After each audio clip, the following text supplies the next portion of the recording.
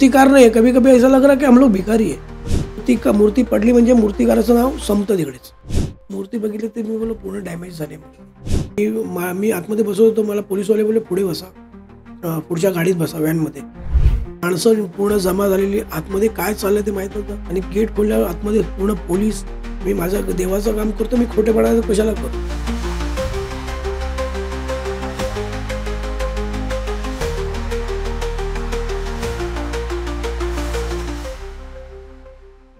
तर दादा, आपण जेव्हा आगमनाची आणि विसर्जनाची गोष्ट करतो तर कधी दुर्दैवाने असं कधी बॅड एक्सपिरियन्स झालाय की आगमनमध्ये म्हणजे मूर्ती आपण बघतो की कधीतरी खंडित होते, खड्डे वगैरे येतात, असं काहीतरी तुमच्या मूर्त्यामध्ये झालंय का? म्हणजे तुम्ही जे मंडळाची मूर्ती करता तर त्यामध्ये एक बॅड एक्सपिरियन्स कधी झालाय असं? हो, नक्कीच झालाय. त्याला मला ते बोलायला काय वाईट नाही वाटणार, पण झालाय असा. 2019ला झालेलं. त्या मंडळाचं नाव नाही घेत, पण त्यावेळेला काय झालेलं, पाऊस भरपूर होता आणि मूर्ती त्यांनी 3:30-4 वाजता सकाळी काढली आणि त्यांनी पूर्ण फिरवत घेऊन गेले आणि जाताना ती साकी नाकाच्या सिग्नलवरच त्या मूर्ती, त्याला कारण पाऊस भरपूर असल्यामुळे त्यांनी ती टोईंग व्हॅनला बांधलेली आणि केबल असतातच फायबरच्या, आणि त्याच्यावर मुलं नव्हती. मुलं पुढे थांबलेली सिग्नलवर त्यांची, आणि त्याच्याबरोबर फक्त एकच माणूस होता, तो प्लास्टिकच्या आतमध्ये होता, म्हणजे मूर्तीच्या प्लास्टिकमध्ये. त्याच्यामुळे त्याला कोणाला समजलं नाही आणि त्यांनी जो टोईंग वाल्याने बघितलं, दिसली नाही त्याला ते पाऊस भरपूर असल्यामुळे, आणि ती अटकली मूर्तीच्या मुकुटात आणि ती पूर्ण तो खेचून घेऊन गेला. आणि ती 21-22 फुटाची मूर्ती होती. ती पूर्णपणे वाकडी झाली, पण ती कोसळली नाही, वाकडी झाली. पण त्याच्यात काय, त्याच्यावरचं लगेच झाल्यानंतर लगेच त्याच्यावरचं प्लास्टिक उडलं.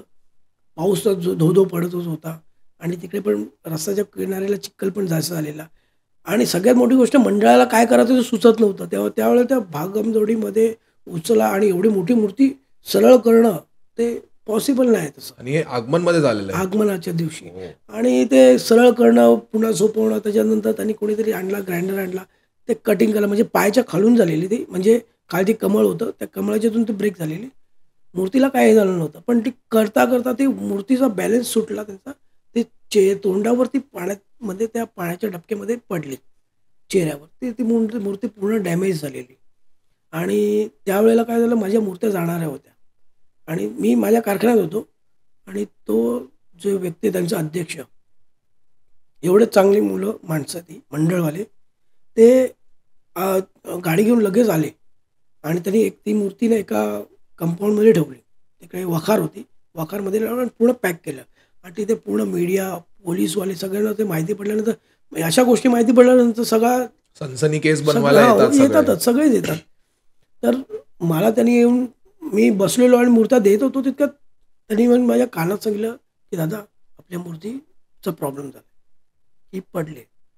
कायच समजत नव्हतं काय करायचं. तसंच उठलो, गाडीत बसलो त्यांच्या, सरळ पहिला निघून गेलो तिकडे गेलं. त्यांना काय झालं असं त्यांनी सांगितलं. पण काय असतं माहिती आहे, मूर्ती कोसळले तर तो मूर्तिकार तिथे संपतो. ती कोणाची पण चुकी असो, तो तिकडेच संपतो, त्याचं करिअर पूर्ण खलास होतं. आणि माझं करिअर चालू होणारच होतं. त्यामुळे बोललो अरे असं, मग ते डोक्यात टेन्शनच होतं.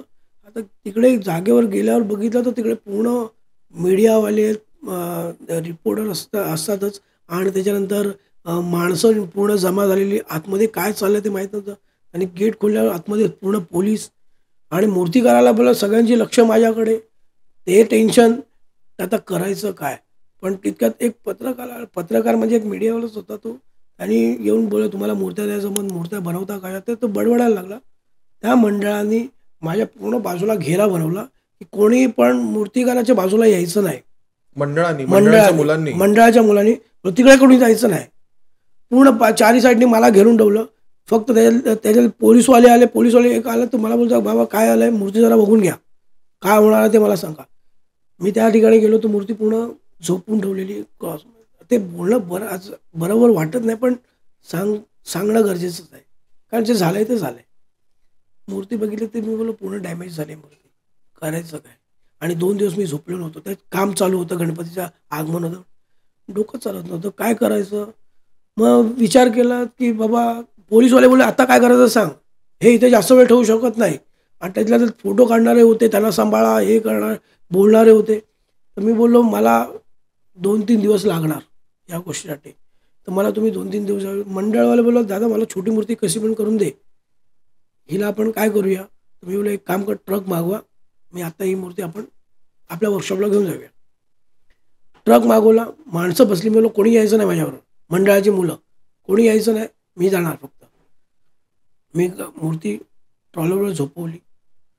मी आतमध्ये बसत होतो. मला पोलीसवाले बोलले पुढे बसा, पुढच्या गाडीत बसा व्हॅनमध्ये, आणि पाठी गाडी असं करत घेऊन आम्ही ती या पंप हाऊसला आलो माझ्या कारखान्यात.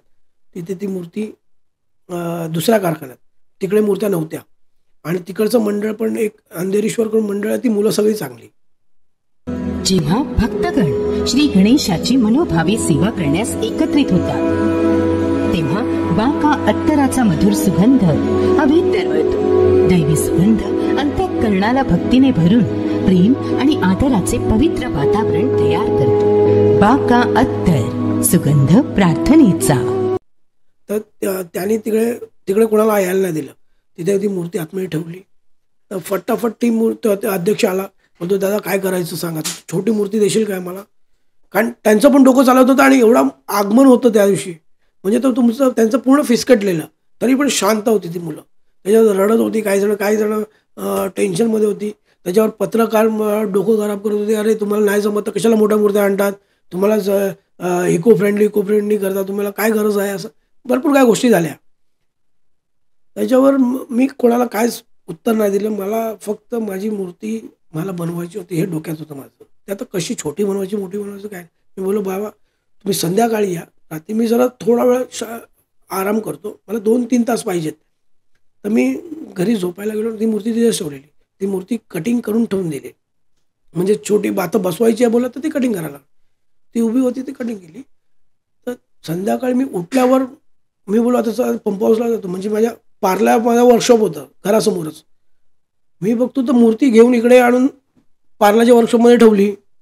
तेव्हा मूर्त्या सगळ्या गेलेल्या मंडळाच्या, माझ्या पेशव्याच्या मंडळाने आणि अंधेरीश्वरच्या ह्यांनी स्वतः आणि माझा भाऊ आणि आणल्या ठेवल्या. आणि तिथे त्यांचा अध्यक्ष पण आला, बोलतो दादा काय करणार आता, असं झालंय, आपण जास्त रिक्स नको, तू छोटी मूर्ती बनवून दे. त्यातला तर एक आला, बोलतो नाही हीच मूर्ती बनवायची आपण 21 फुटाची. 21 फुटाची. मी बोललो माझ्याकडे 5 दिवस आहेत, आज प्रयत्न केला तर काहीच नाही करू शकत. आता झालेलंच आहे, नाव खराब तर झालं आहे बघा, कोणामुळे पण असू दे. मूर्ती पडली म्हणजे मूर्तिकाराचं नाव संपतं तिकडेच. तर मी बोला एवढा तर मी आता ही का नको रिक्स घेऊ. मी बोला मी हीच मूर्ती बनवणार, एवढ्याच हाईटची, आणि हीच मूर्ती बनवणार. माझ्याकडे पार्ट्स तयार होते छोटे, काही पार्ट्स आणि काही बनवायला लागणार होते, म्हणजे चेहरा नवीन बनवायला लागणार होता कागदाचा. मी सगळा घेतला. दुसऱ्या दिवशी सकाळी 6 वाजता उठलो, चालू केलं काम. मला अजूनही आठवतं 25 तारीख होती ती, आणि 2 तारखेला गणपती होते. 25 तारखेला त्यानंतर 31 तारखेला मी ती मूर्ती त्यांना, तेवढीच मोठी मूर्ती, तशीच मूर्ती, एका पायावर उभी मूर्ती, कमळावर उभी मूर्ती, ते पण खालचं कमळ फिरतं, ते मी त्यांना बनवून मी 31 तारखेला दिली. आणि त्यांचं आगमन होतं ते लेट झालं, त्यावेळेला पण लेट झालं, कारण त्यांच्या ट्रॉलीचा जरा इश्यू झालेला. मूर्ती तयार पहिलीच होती झालेली, सकाळी दुपारपर्यंत मूर्ती तयार होती, 11 वाजे 12 वाजेपर्यंत. पण त्याचा ट्रॉलीचा इश्यू झाला म्हणून त्यांचं आगमन लेट झालं. पण त्यातल्या त्यात तो जो मला पत्रकार भेटलेला, पत्रकार बोलतो तर मीडियावाला होता, तो ज्याने भेटला आणि मला आलिंगन दिलं, म्हणजे गळा भेट केली. म्हटलं काय आला. आणि तेव्हा मला आठवण नाही राहिली कोण आहे. तो तुम्ही बनवून दाखवली, तुम्ही ही गोष्ट 5 दिवसात कागदाची मूर्ती तुम्ही केली खरं. आणि काय म्हणतो खरं सांगा प्लास्टर नाही वापरला ना. मी बोला तुम्ही मूर्ती विसर्जनाला तुम्हाला माहिती पडेल प्लास्टर वापरला की नाही वापरला. मी माझं देवाचं काम करतो, मी खोटेपणाचं कशाला करू, आणि करायची गरज पण नाही मला. मी छाती टोकून सांगतो मी कागदाची मूर्ती बनवली. तो एवढा खुश झाला, तो मानलं पाहिजे तुम्हाला. म्हणजे या गोष्टी मी मोठेपणा नाही सांगत, पण मी केलं आहे ते. आणि त्याला मला बोलायला का मला लाज वाटत नाही या गोष्टीची. आणि 25 तारखेला हे झालं, आणि 31 तारखेला मी मूर्ती पुन्हा दिली बनवून. 6 दिवसात. आणि तीच 21 फुटाची मूर्ती तुम्ही दिली. तेवढीच मूर्ती त्याचे पण फोटो आहेत. जी खंडित झालेली मूर्ती त्याचे पण फोटो आहेत, तुम्हाला मी ते देऊ शकतो.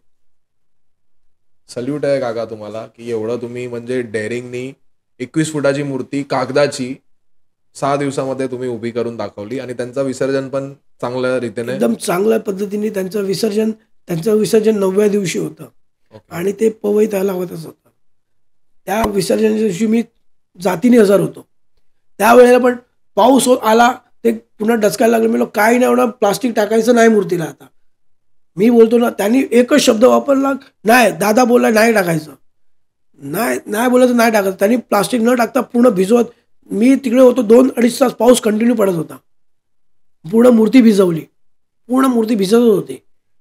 पुढे गेल्यावर ती LNTच्या इथून राईट मारली, विसर्जनला ती मूर्ती आरामात उचलली, विसर्जन मी ठोकून पण दाखवली मूर्ती. माझ्या मूर्तीला काय होणार नाही. हा बोलतात गोड गैरसमज काय माहीत नाही, पण ते माझा कॉन्फिडन्स आहे त्या गोष्टीचा की मी करू शकतो आणि होणार. आणि एवढे मोठे मूर्ती म्हणजे कस्टमाइज मूर्ती तुम्ही इको फ्रेंडलीमध्ये बनवून दाखवले, हीच एक मोठी गोष्ट आहे संपूर्ण महाराष्ट्रासाठी की आपल्या महाराष्ट्रामध्ये एक असा आर्टिस्ट आहे जे कस्टमाइज मूर्ती 21-22 फुटाची कस्टमाइज मुव्हिंग मेकॅनिझमवाली मूर्ती करू शकतो. तर ही खूप मोठी गोष्ट आहे आणि we all are proud of you काका. We all are proud of. Thank you.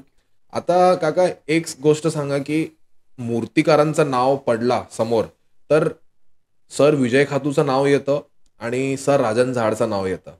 हे आमचे पण इन्स्पिरेशन आहे. म्हणजे आम्ही पण जेव्हा लहान असायचो, जेव्हा एवढे मूर्तिकार नव्हते, म्हणजे एक सिलेक्टेड सेट ऑफ मूर्तिकार होते, तर त्यामध्ये खातूंचं नाव आणि राजन झाड सरांचं नाव खूप मोठा होता. म्हणजे लालबागमध्ये गेलं तर असं वाटायचं की मोनोपली आहे. म्हणजे लालबागमध्ये आला की हेच 2 मूर्तिकारच आहे, बाकी मूर्तिकार आहेच नाही, अशी थिंकिंग, अशी ब्रँडिंग त्यांनी, म्हणजे एवढं ग्रॅव्हिटी आहे त्यांची लालबागमध्ये.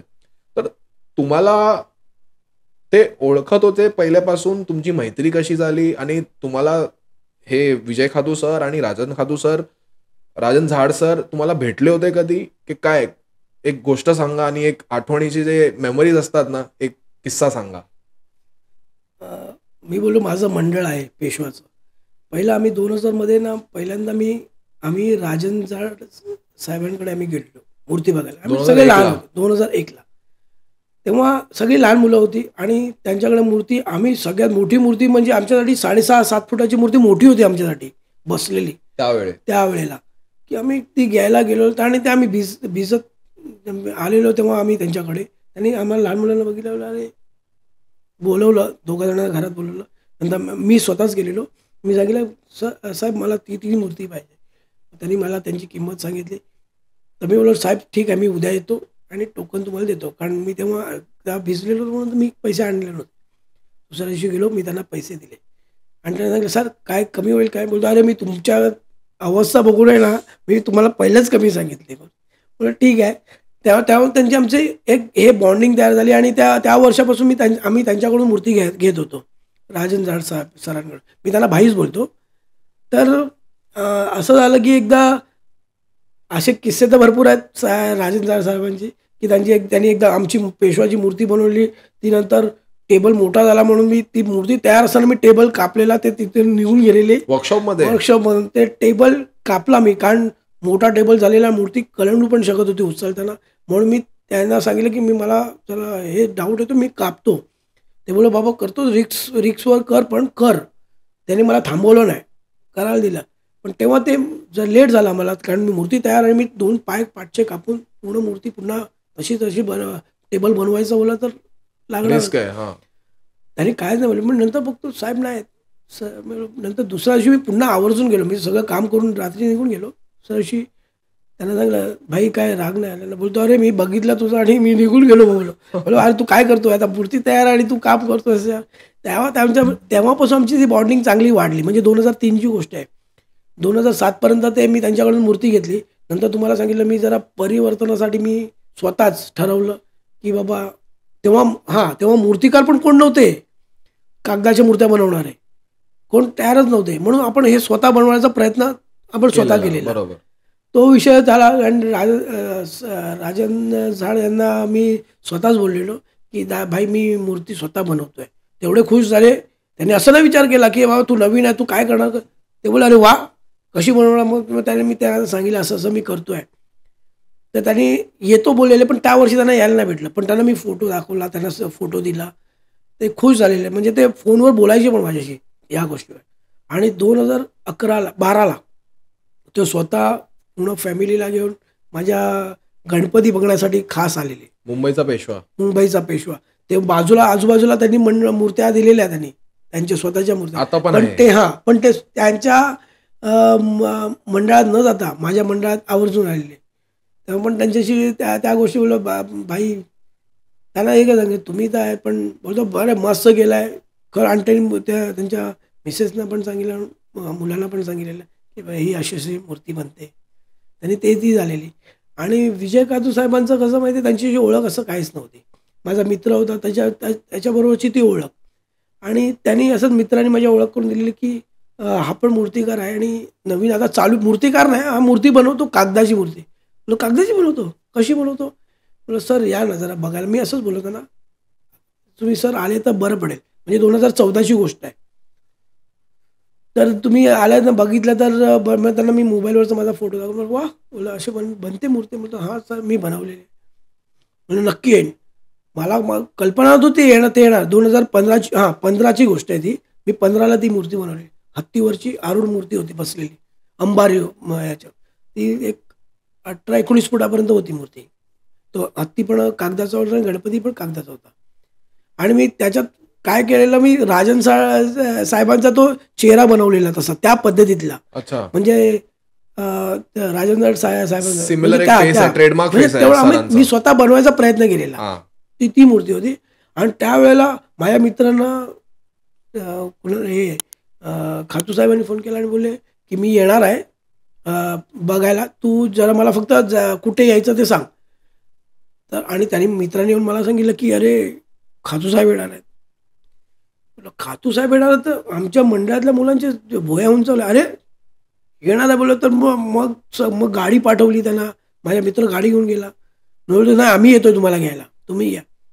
त्या घेऊन येताना ते आले, त्याच्यानंतर तिकडे फटाके फोडले, त्यांचं स्वागत केलं. ते बोलतो अरे माझी मूर्तीच नाही बाबा. बोलो साहेब तुम्ही आले ती आमच्यासाठी मोठी गोष्ट आहे. ती अशी गोष्ट झालेली त्यावेळेला. तर त्यानं आतमध्ये आल्या. आम्ही एक चलचित्र करतो, एक शो होता आमचा. ते बघितल्यानंतर गणपतीचा दरवाजा उघडला. कारण आम्ही कर्टन्स उघडल्यानंतर त्यांनी मूर्ती बघितली ना, बघत राहिले. मी त्यांच्याकडे बघतोय.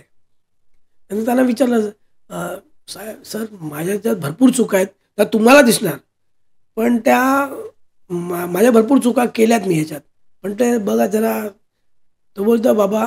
नंतर ते शो संपला. ते काय बोलले तेव्हा नाही. त्यानंतर खांद्यावर हात ठेवून बाहेर आले आणि नंतर मला बोलले बाबा जे तू केलास ना तो मी विचार पण नाही करू शकत होतो. इको फ्रेंडली मूर्ती इको फ्रेंडली एवढी कागदाची मूर्ती बनवतोस तू, तो मी विचार नाही केलेला, पण तू केली पण, म्हणून तू स्वतःला कमी लेखू नकोस. हे त्यांचे शब्द त्यावेळेचे होते. तेव्हा ते ही गोष्ट म्हणजे माझे हे करायला गेलं तर गुरु तर माझे वडीलच आहेत या गोष्टीसाठी. कारण प्रत्येक वेळेला पाठीमागे उभं राहणं हे सर्वात मोठी गोष्ट असते. सपोर्ट गरजेचा असतो. कुठलाही व्यवसाय असो, कुठलाही मंडळ असो, कुठलाही माणूस असो, एक पेरेंटचा सपोर्ट भेटला ना. हो बरोबर. ते खूप मोठी ते गोष्ट माझ्या असते. पाठी एकदम खंबीर उभे राहायचे. कुठे चुकलो ते मला सांगायचे, तू चुकणार आहेस, तू चुकणार आहेस, तरी पण आपण करायचो. कारण तेव्हा आपण बोलतात ना नाही मला करायचंच आहे, पण ही आपण बोलतात ना ती थोडं आपलं त्याला काय बोलू शकतो, नाही मला करायचंच आहे, जिद्द. पण ते सांग नाही बाबा हे बघ चुकणार, पण ते चुकणार त्यांना माहिती असतं असायचं माझ्या वडिलांना. ते मग माझ्या पाठी उभे राहायचे.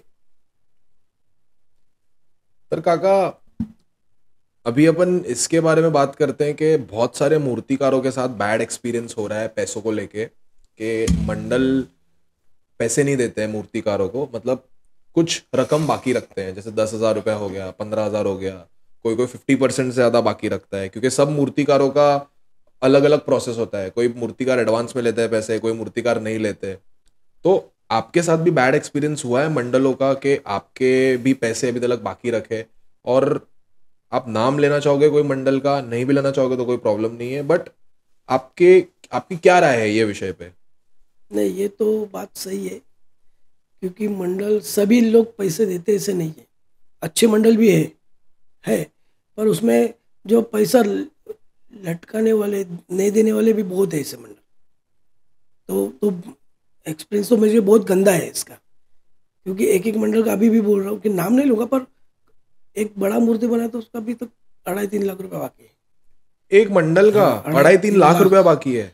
एक मंडल देवी का बनाया, उनका भी ऐसा, मतलब ऐसा 1.5 लाख रुपए बाकी है, मतलब पूरा का पूरा पैसा बोलो।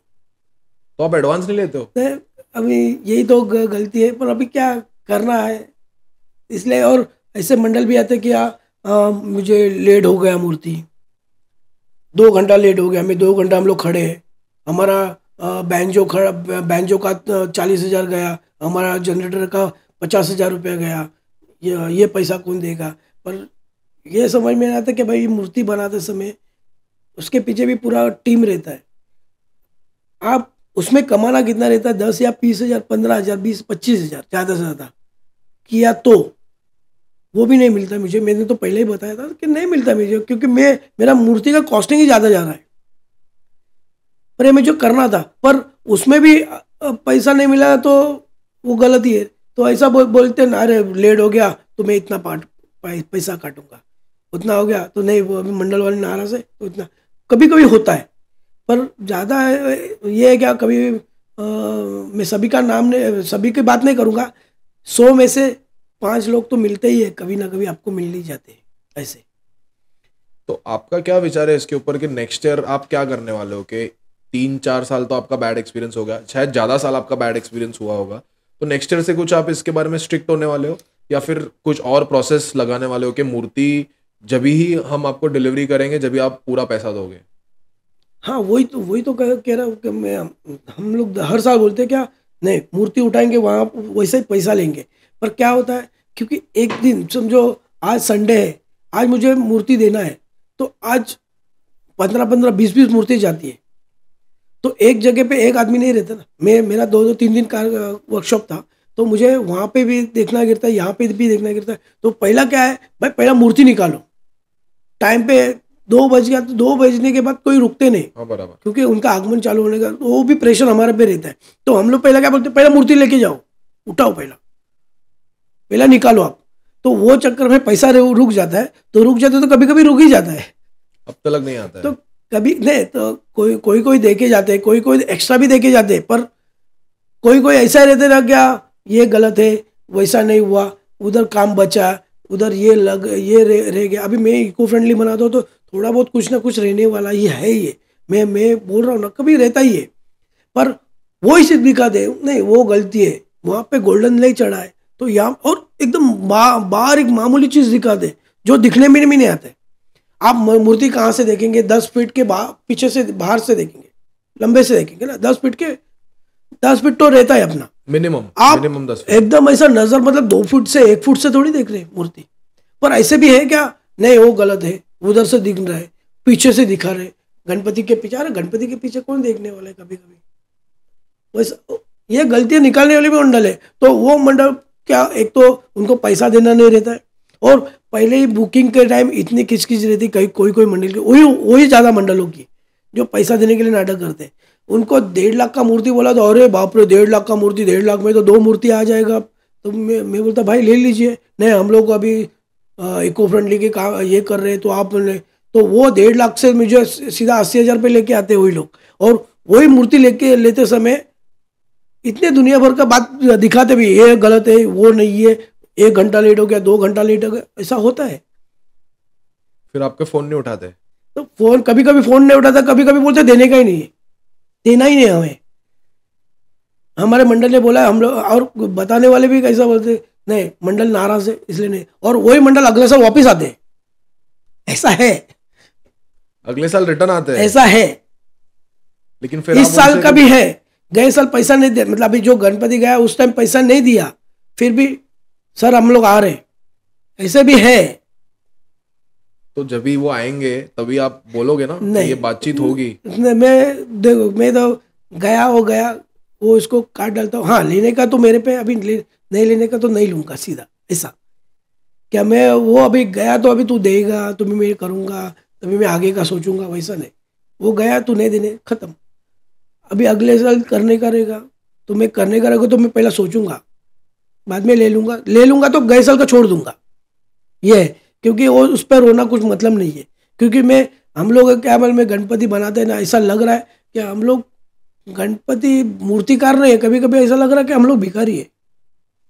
जो अब गलत लगेगा ये बात बोलने के, पर ऐसा लग रहा है, लगता है कभी कभी। फोन करते रहते हैं तो फोन उठाते नहीं, अरे नहीं थोड़ी देर में करो, अभी हम लोग खाना खा रहे हैं, या अरे वो खजिनदार बाहर गया है, या मेंबर जो पैसा देने वाला है वो बाहर गया है, क्या हमारा ये ही नहीं आया, स्पॉन्सरशिप आया ही नहीं है। ऐसे भी घुमा के बोलने वाले बहुत रहते हैं। एक दो मंडल तो इतने बड़े बड़े, नाम नहीं लेना चाहता हूँ, इतने बड़े हैं क्या, उनका नाम बहुत बड़ा है। मंडल नहीं, उनका जो एक एनजीओ बोले ऐसा है, बहुत बड़े बड़े। जब एक मूर्ति बुक करते समय हमें भगवान ही बनाते हैं। बोले आप गणपति का मूर्ति बना दे, कागज का मूर्ति बना दे, आप हमारे लिए साक्षात भगवान ही है। आपको आप बोलते हैं भगवान, ऐसा? हाँ आप हम भगवान बनाते, मतलब आप कम नहीं है। और उसी टाइम उसके बाद जब भी गणपति से आते हैं, जब भी पैसा मांगते हैं, तभी जब भी फ़ोन करेगा तभी पैसा मिलेगा, बीच में फ़ोन मत करो, आपका पैसा आपका अकाउंट में आ जाएगा। अभी भी ऐसे चल रहा है। ऐसा दो जवाब दिन देते पहले हैं? 2 दिन पहले को फ़ोन किया था, सर पैसा, हाँ फ़ोन मत कीजिए, आपको अकाउंट में आपका पैसा आ जाएगा। जब भी आएगा, हमारा अभी तक आया नहीं, आ जाएगा तो हम लोग कभी आएगा, अगले हफ्ते में आएगा। वैसे मैं बता सकता हूँ क्योंकि मेरे पीछे भी एक बड़ा टीम है, उनका भी कहाँ कहाँ पे पैसा रुक गया है। क्या मेरे सब पैसा मेरा जेब में का डाल के बैठा ना, अभी कहाँ कहाँ का, अभी कोई वेल्डर रहते हैं, कि कोई कोई फाइबर वाला रहता है, या मेरे जो मजदूर रहते हैं, सबका देखो हाथ पे पेट है। जब भी काम करेंगे तभी पैसा आएगा। वो साल भर क्यों काम कर रहे हैं, क्या भाई आज हम लोग साल भर काम करेंगे पर पैसा आने वाला है पैसा हमारे आएगा, पास। हाँ बराबर। पर ऐसा होने के बाद वो भी रो रहा है, मैं भी रो रहा हूँ, ऐसा ही हो रहा है। और मंडल वाले को बोलेगा तो वो सिर्फ कारण बताते। ये एक्सपीरियंस सब बहुत गंदा है। पर उसमें कुछ अभी सोचा था, इसके लिए मेरा टीम पूरा बैठी थी, नहीं अगले साल ये करने का, सब अगले साल से सबका फॉर्म भर के लेने का, लिख के लेने का। मैं बोला सब ये करेंगे, फिर भी श्योरिटी क्या है, पैसा आएगा ही। आएगा। तो एक ये टाइम तो ये किया कि भाई अगले साल मूर्ति जाने के पहले 10-15 दिन पहले पूरा मूर्ति दिखा और फुल पेमेंट ले लो, या चेक पहले लेके रख दो, बात खत्म। क्योंकि कहीं ना कहीं हमें स्ट्रिक्ट होना पड़ेगा। एक तो स्ट्रिक्ट होना गिरेगा, नहीं तो भाई जैसा चलता है वैसा चलाओ। बहुत बुरा लगता है कभी कभी ये सुन के, बिकॉज हमने काफी मूर्तिकारों के साथ इंटरव्यू किया, तो हर एक मूर्तिकार के साथ ये बैड एक्सपीरियंस हुआ है, हर एक मूर्तिकार। बराबर, मैं ऐसा नहीं बोल रहा हूँ कि सभी मंडल ऐसे रहते हैं, देखो, पर कोई कोई मंडल ऐसा रहते ही है। और मेरे पास जो मंडल आते हैं वो एक सबकी बात नहीं, 60-70 मंडल आते, तो उसमें से 20-30 मंडल ऐसे हैं क्या खुद कंट्रीब्यूशन करते हैं। भाई मूर्ति बुक किया है तो भाई मैं 10,000 दे रहा हूँ, मैं 5,000 दे रहा हूँ, मैं 2,000 दे रहा हूँ, मैं 3,000 दे रहा हूँ, ऐसा करके भी मूर्ति हैं बिठाते हैं और पैसा देते हैं पहला। मेरे पास एक ऐसा मंडल है, क्या छोटा मंडल है, उसका नाम ले लूँगा मैं, संजय नगर का विघ्नहर्ता, अभी वो मरोल का विघ्नहर्ता हो गया, स्लम में है गणपति। पहला मेरे से मूर्ति लिया था जब कोविड में लिया था, छोटा मूर्ति लिया था, बाद में उनका मूर्ति बढ़ते गया। जगह एकदम शॉर्ट, एक 10 फीट भी नहीं है मंडप का, सिर्फ रास्ते पे से स्टेज है उन लोग का। इस टाइम मुझसे मूर्ति लिया उन्होंने, कस्टमाइज मूर्ति, और ये मैकेनिज्म वाला, जो चलचित्र वाला इस टाइम उन्होंने लिया। मैं ऐसा बात करते, मैं पूछा, मैं तुम लोग इतना मैनेज कैसा करते हैं सब चीज़? बोलता है सर हम लोग अपने जेब में से पैसा डालते, सब लोग, सबको एक दिए ला कि तू 5,000 डालेगा, तू 10,000 डालेगा, और जिसका बिजनेस है वो उसमें से 10% मंडल में देता है। ऐसे 8 या 9 लाख रुपए वो ऐसे ही जमा करते हैं। ये छोटे मंडल की सोच एकदम है। छोटा मंडल की सोच बता रहा हूँ, ऐसा भी है। और 1 रुपया नहीं रखेंगे, गणपति जाने के पहले पैसा पूरा क्लियर, और उल्टा बोलेंगे सर और कुछ कम गिर गया क्या, नहीं तो सीधा बताइए। ऐसे भी है, वो ऐसे भी मंडल है। एक मेरा महाराजा धीराज, साकिना का मुंबई का महाराजा धीराज, वो एक मंडल है। इस टाइम उन्होंने तो देखा, बोलता आया, मैं बोला भाई चेक बनाया, तो मैं बोला कितना बाकी है, तो मेरा बोला इतना इतना बाकी है। गणपति के बाद आया, वो भी मैं फ़ोन नहीं उठा रहा था गणपति में। तो गणपति के बाद बोला तुम्हारा घर पे आया, चेक देने का है, ये पैसा आप चेक ले लो पहला आपका। तो बोला कितना बाकी है, मतलब कुछ 80,000 कुछ नहीं, 1 लाख रुपया कुछ बाकी था। बोला 1,05,000 लिख। बोला 5,000 क्यों, कौन सा खुशी में दे रहे भाई? नहीं भाई 5,000 मैं बढ़ा के दे रहा हूँ। और ऐसे भी मंडल है। तो इन सभी मंडलों से हमें सीख लेनी चाहिए कि ऐसा बैड एक्सपीरियंस मत करो, बट अच्छा काम करो. देखो सबका सोच अलग अलग है, किसकी सोच पे आप ये नहीं कर सकते. तर काका आपण एक गोष्ट करूया की आपली जे मूर्त्या आहेत तर ते ह्या वर्षी एक्सपान्शन झालेलं आहे. म्हणजे फॉर एक्झाम्पल सगळ्यांची मूर्त्या सुरतला गेले, हैदराबादला गेले, रत्नागिरीला गेले, तर आपले पण जे मूर्त्या आहेत तर ते महाराष्ट्रामध्येच आहे की कुठे बाहेरगावी पण गेलेत? तर त्या संदर्भात आम्हाला थोडं तुम्ही सांगा. माझ्या मोठ्या मूर्त्या आहेत दोन. एक पुण्याला 21 फुटाची मूर्ती गेलेली, ॲसेंबल होती. हनुमानाच्या वरती मूर्ती उभी, ती 21 फूट होती. ती पुण्याची पिंपरी चिंचवडला गेलेली. दुसरी मूर्ती पुण्यालाच गेलेली, मार्केट यार्डकडून ओके. तिकडे. एक 23 फुटाची मूर्ती भुसावळला गेलेली. भुसावळला? हां, ती पण 750 450-500 किलोमीटर आहे अंदाजे. ते इथून मूर्ती तिकडे घेऊन गेले. 3 दिवस ट्रॉली कंटिन्यू. ते त्याच्यावर ते जेवण पाणी सगळं घेऊन येतात. म्हणजे त्यांना तामझामच असतो. 2-3 गाड्या, त्याच्यामध्ये जेवण बनवायचं, हळूहळू जाणार मूर्ती. 3 दिवसात एवढा पेशन्स पण पाहिजे मूर्ती मंडळांमध्ये. अशी मंडळ पण आली. एक मूर्ती माझी बँकॉकला पण गेलेली. बँकॉकला इंटरनॅशनल? ती मला वाटतं 7-7.5 फुटाची मूर्ती होती आणि टोटल 10 फूट होती प्रभावळ सकट. ती पूर्ण पॅकिंग करून ती मी दिलेली. तिकडे गेल्यानंतर ती मूर्ती बसवली तर मला फोटो पाठवायला पण सांगितलेलं त्यांना. त्यांनी फोटो पण पाठवला. म्हणजे मूर्तीला काही नाही झालं एवढ्या ह्याच्यामध्ये. तर ट्रॅव्हलिंग कशी झाली लॉजिस्टिक्सली? ते कंटेनर घेऊन जाणं शिपमेंट. कारण मला एक महिना लागला वाटतं. जुलैच्या 28 तारखेला काय गेली ती. आणि गणपतीमध्ये मी त्यांना विचारलं फोन करून, अरे मूर्ती पोहोचली का? ते बोलले अजून नाही आली आहे. अशा गोष्टी पण झालेल्या. असं होतं. तर त्या म्हणजे मोठ्या मूर्त्या बनवायच्या म्हणजे अशा मूर्त्या आमच्या जातात तिकडे एवढ्या ठिकाणी. आणि खूप चांगली गोष्ट आहे की आपली मूर्ती बँकॉकमध्ये पण जाते. म्हणजे महाराष्ट्रावरून इको फ्रेंडली मूर्ती बँकॉकला ट्रान्सपोर्ट होते. म्हणजे ही पण गोष्ट शक्य आहे की फक्त महाराष्ट्रामध्येच नाही, आउट ऑफ इंडिया पण जाऊ शकते. आउट ऑफ महाराष्ट्र तर जातेच आहे, बट आउट ऑफ इंडिया पण जाऊ शकते मूर्ती. तर एक गोष्ट आहे काका की या वर्षी आपण बघितलं की वर्कर्स जे माणसं काम करतात वर्कशॉपमध्ये, तर ते यावेळी कुठे ना कुठे महाराष्ट्रामध्ये आणि स्पेसिफिकली मुंबईमध्ये वर्कर्स कमी होते. तर वर्कर्स आम्ही ऐकलंय असं की वर्कर्स सुरतला गेलेले, हैदराबादला गेलेले, बँगलोरला गेलेले, कारण तिकडे त्यांना पे जास्त भेटतंय. तर ह्या वर्षी आपल्या वर्कर्समुळे, म्हणजे वर्कर्स डिपेंडन्सी ऑफकोर्स जॉब आहे, तर त्यामुळे खूप मूर्त्या डिले पण झाल्या, खूप मूर्तिकारांचे. तर तुमच्याकडे जे तुमची टीम आहे, तर तुम्हाला पण असा एक्सपिरियन्स झाला की तुमचे पण वर्कर गेले आणि तुमची टीम कशी बिल्डअप आहे ते आम्हाला सांगा.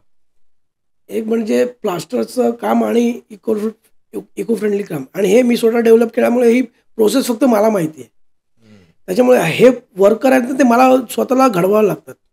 आणि ती मुलं माझे मित्र पण आहेत काय त्याच्यात काही, म्हणजे त्यांनी स्वतःचे बोलतात ना ते कॉम्प्युटर शिकवायचे, त्यांचे क्लासेस होते, ते सोडून ते माझ्याकडे आता काम करतात. ते आवडीसाठी. त्याच्यात कॅथलिक आहेत, डॉमिनिक करून आहे, तो माझा ते सांभाळतो. एक माझा इंटरनेटचं सगळं पेज सांभाळणारी मुलं वेगळी आहेत. त्याच्यात तो पण एक केविन करून आहे, तशी मुलं आहेत, कोलू करून आहे. आणि बाकीची माझी जी काम करणारी टीम आहे ती खरं म्हणजे फाईन आर्ट केलेली मुलं आहेत माझ्याकडे.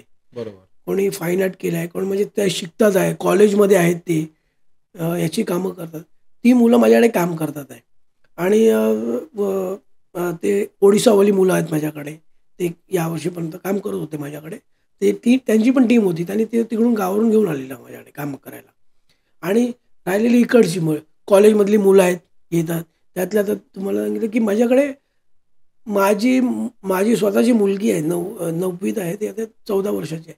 त्यांची ते पूर्ण ग्रुप आहे शाळेचा वर्ग बिल्डिंग मधला, तो पूर्ण कामाला येतो माझ्याकडे सुट्टीच्या वेळेला. हो, ते असं काय उन्हाळगिरी नाही करत, पण ते तिकडे काम करतात आणि सगळे मजेने काम करतात. आणि त्यात फायदा काय होतो माहिती आहे, जे प्रोफेशनल माणसं काम करतात माझ्याकडे, 1 दिवसाचं त्यांचं काम आहे, त्याच्यापेक्षा 4 पटीने काम एका दिवसात ते करतात. मुलं लहान मुलं, म्हणजे ते टिश्यू भिजवणं असे, ते इकडे 2 प्रोफेशनल माणसं आहेत ना, ते 1-1.5 ते 2 पॅकेट दिवसाला करतात. ते 7-7, 8-8 पॅकेट करतात दिवसातला. एवढं म्हणजे डबल पेक्षाही जास्त. आणि ते त्यांची आवड असते ना त्यांना, आणि ते बोलतात चंचल असतं त्यांचं, पटापट काम करायचं.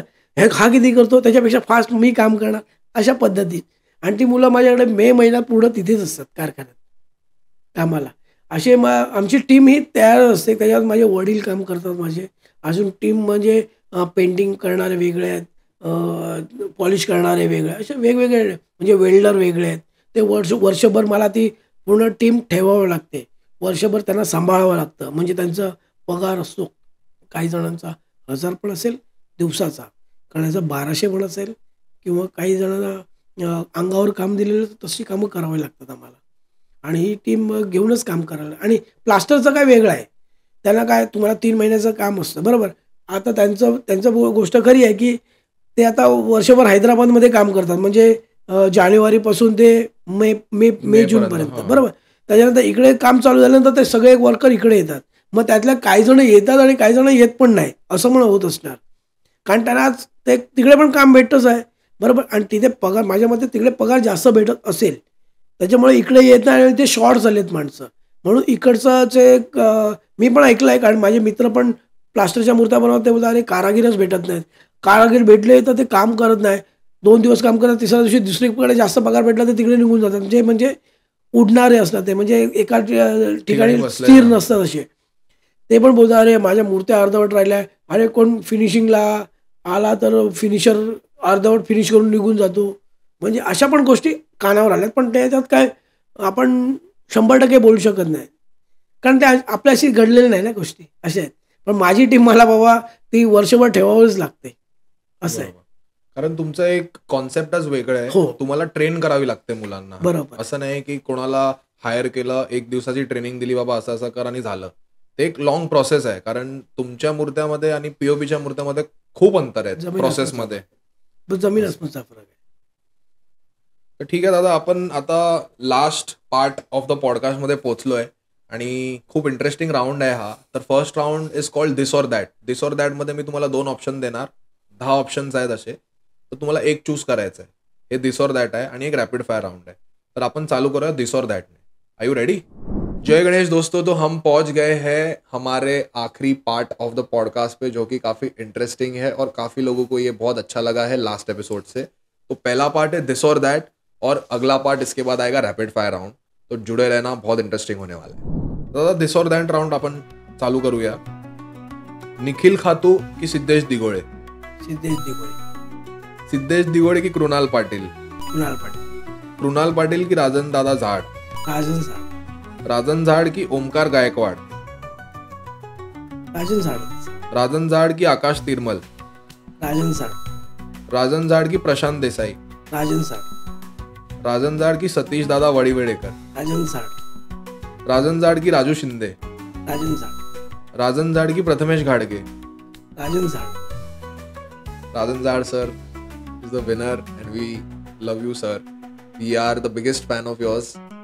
आशा करते हैं कि आप ये पॉडकास्ट देखते रहोगे तो आपको ये पॉडकास्ट पे आना है और जल्द से जल्द हम मिलेंगे.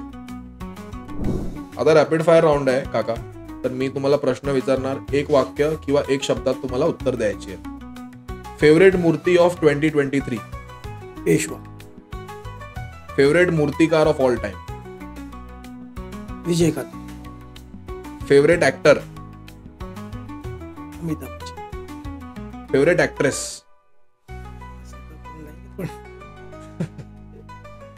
जुही चावला. Favourite movie?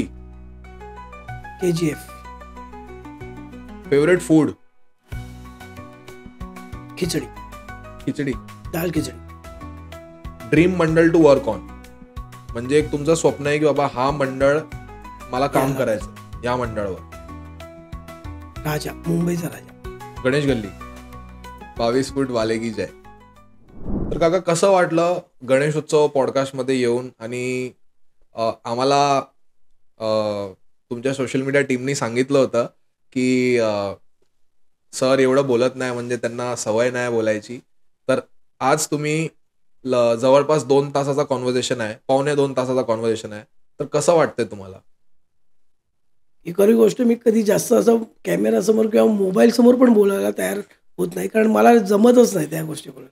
पण यावेळेला काय माहीत नाही, करायचं होतं. बोलले की बाबा यावेळेला तू बोल, सगळ्या मनातल्या गोष्टी तू सांग, तेव्हा माहिती पडेल, बघणाऱ्यांना माहिती पडेल, मूर्तिकारांना माहिती पडेल, मंडळांना माहिती पडेल, आणि जी सामान्य जनता आहे त्यांना पण माहिती पडेल आपलं मूर्तिकार म्हणजे काय असतं, ते त्यांना प्रॉब्लेम्स काय असतात, किंवा त्यांना संघर्ष काय करावे लागतात, त्यांना कुठला मूड असतो त्यांचा गणपती बनवताना, या सगळ्या गोष्टी असतात. आणि ते मला बरं वाटलं, खरोखर बरं वाटलं की मी आज आलो इकडे आणि तुमच्याशी संवाद साधला. म्हणून खरोखर तुमचे आभार. धन्यवाद काका, धन्यवाद.